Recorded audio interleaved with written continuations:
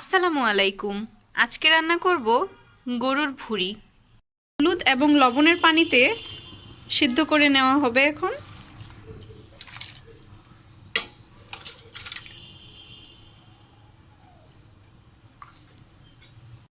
বিসমিল্লাহ।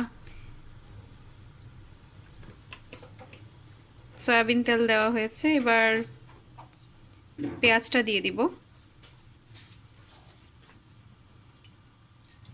সরিষার তেলও একটু ইউজ করা হলো।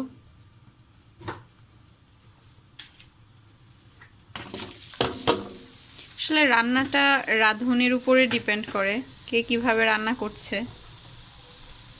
সবসময় যে নিয়মতান্ত্রিকভাবেই হয় সব কিছু তা নয়। পেঁয়াজটাকে খুব সুন্দর করে কষানোর পরে এখন গরুর কিছুটা সেদ্ধ করে রাখা ভুঁড়ি দিয়ে দিলাম। এটা এবার বেশ কিছুক্ষণ নেড়ে নিতে হবে।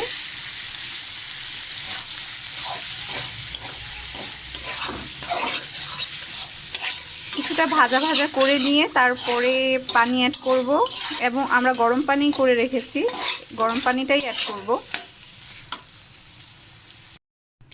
গরুর ভুঁড়ি রান্না কমপ্লিট হয়ে গিয়েছে। ধন্যবাদ সবাইকে আমাদের সাথে থাকার জন্য।